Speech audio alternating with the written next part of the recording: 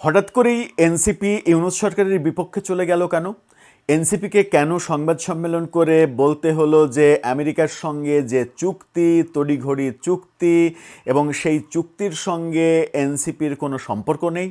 কেন আসিফ মাহমুদ সজীব ভুঁইয়াকে বলতে হচ্ছে যে ওই চুক্তির ব্যাপারে আমরা কিছু জানি না, আমি সরকার থেকে চলে আসার পরে ওটা হয়েছে, ওটার দায় আমার নেই, কিচেন ক্যাবিনেটে আমি ছিলাম না, ওই দায় আমি নিতে চাই না?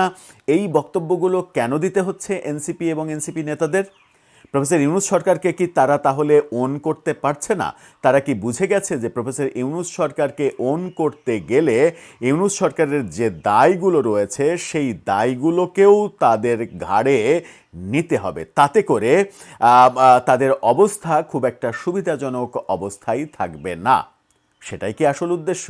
চলুন, আসিফ মাহমুদ সজীব ভুঁইয়া কেন এই প্রফেসর ইউনূস সরকারের বিরুদ্ধে সংবাদ সম্মেলনে কথা বলছেন একটু বুঝে দেখি নতুন এই ম্যাজিকটা।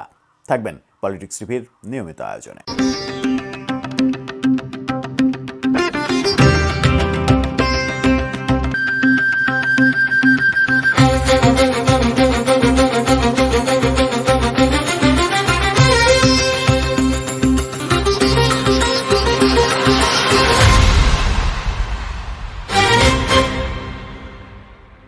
দর্শক, বলছিলাম হঠাৎ করে আসিফ মাহমুদ সজীব ভুঁইয়াকে প্রফেসর ইউনূস ইস্যুতে, অন্তত দুইটা বড় ইস্যুতে কেন কথা বলতে হলো? কেন মানে এনসিপির পার্টি অফিসে এনসিপির আনুষ্ঠানিক সংবাদ সম্মেলন করতে হলো? আসিফ মাহমুদ সজীব ভুঁইয়ার বক্তব্য কিন্তু তার ব্যক্তিগত বক্তব্য নয়, কারণ তিনি এনসিপির মুখপাত্র। তিনি যেটা বলছেন সেটা এনসিপিরই ভাষ্য, এবং মজার ব্যাপার হচ্ছে যে তার এই বক্তব্যটা চাঞ্চল্যের সৃষ্টি করেছে, কারণ প্রফেসর ইউনূস সরকারকে ডিজওন করা এটা কিন্তু একটা বড় ব্যাপার। এই ডিজোন করাটা কেন হচ্ছে একটু বুঝে দেখার চেষ্টা করব। কি বলছে গণমাধ্যম?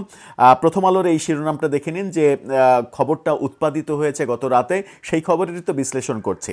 তারা বলছে এভাবে, কিচেন ক্যাবিনেট ছিল, আমি সদস্য ছিলাম না। আসিফ মাহমুদ: হ্যাঁ, আমরাও জানি কিচেন ক্যাবিনেট ছিল, আপনি সদস্য ছিলেন না, আপনাকে সদস্য করা হয়নি। কিন্তু কিচেন ক্যাবিনেটের সদস্য না হয়েও আপনি এবং বিশেষ করে মাহফুজ আবদুল্লাহ কিংবা মাহফুজ আলম, তারা দুজন সরকারকে যেভাবে প্রভাবিত করার চেষ্টা করেছেন সেটাও কিন্তু আমরা জানি।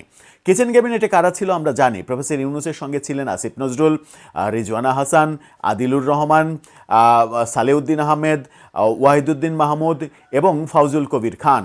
এই কজন, এই সাতজন হচ্ছে প্রফেসর ইউনূসের কিচেন ক্যাবিনেট। এই কিচেন ক্যাবিনেটেই ম্যাক্সিমাম সিদ্ধান্ত হতো। আসিফ মাহমুদ সজীব ভুঁইয়া আনুষ্ঠানিকভাবে সংবাদ সম্মেলন করে বলছেন সেই ক্যাবিনেটে আমি ছিলাম না। তার মানে কিচেন ক্যাবিনেটে খারাপ কিছু হয়েছে? কিচেন ক্যাবিনেটের সিদ্ধান্তেই অনেক কিছু করা হয়েছে। কিচেন ক্যাবিনেট মূলত তারা দুই চারজন রাজনৈতিক ব্যক্তির সঙ্গে যোগসাজশ করে কারো কারো রাজনৈতিক এজেন্ডা বাস্তবায়ন করেছে, এগুলো তো আমরা দেখেছি।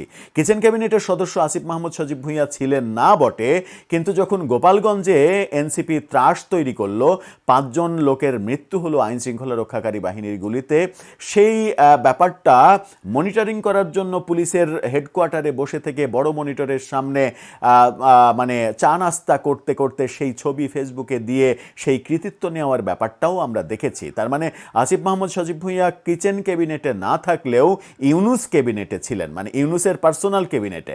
ইউনূসের কিচেন ক্যাবিনেট তো 7 সদস্য বিশিষ্ট, কিন্তু ইউনূসের পার্সোনাল ক্যাবিনেট সম্ভবত 3-4 জন বিশিষ্ট। যে পার্সোনাল ক্যাবিনেটে আসিফ মাহমুদ সজীব ভুঁইয়া ছিলেন, মাহফুজ আলম ছিলেন, কিংবা একটি ধর্মভিত্তিক দলের 1-2 জন প্রভাবশালী নেতা ছিলেন, এগুলোও কিন্তু আলোচিত হয় রাজনীতির অঙ্গনে। কি বলছেন তিনি?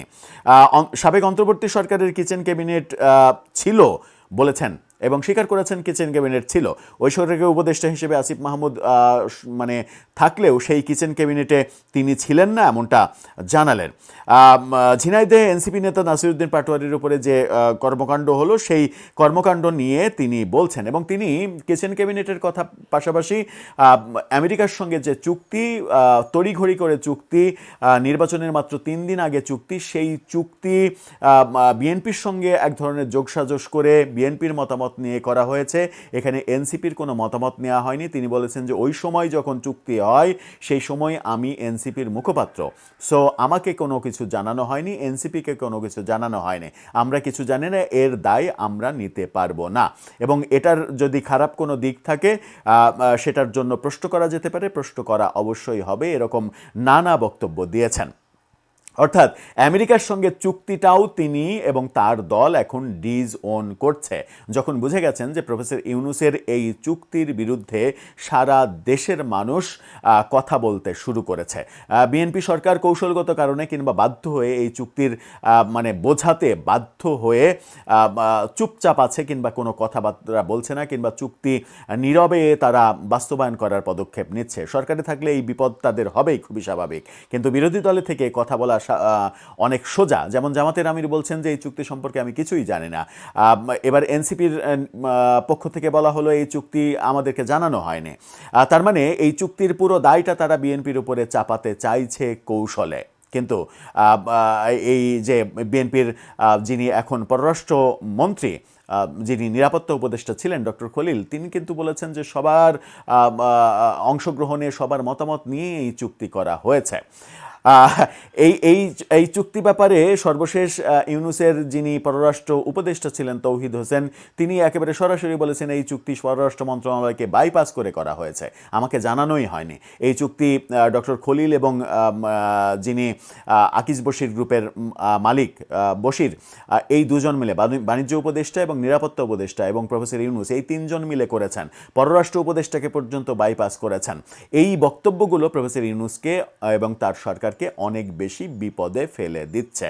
এখন প্রফেসর ইউনূসের নিজের হাতে গড়া দল, নিজের হাতে গড়া দল মানে হচ্ছে সরকারের থেকে পৃষ্ঠপোষকতা দিয়ে গড়া দল, সেই দলই যখন প্রফেসর ইউনূসের কর্মকাণ্ডকে ডিসওন করছে, তাহলে ইউনূসের পাশে এখন আছেন কে কিংবা কারা? প্রফেসর ইউনূস কি ক্রমেই একা হয়ে পড়ছেন? এই একাকিত্ব ভবিষ্যতে কি তাকে চরমভাবে ভোগাবে? দর্শক, প্রশ্নগুলো আপনার কাছে ছুড়ে দিলাম, উত্তর থাকলে জানিয়ে লিখতে পারেন আমাদের কমেন্ট বক্সে।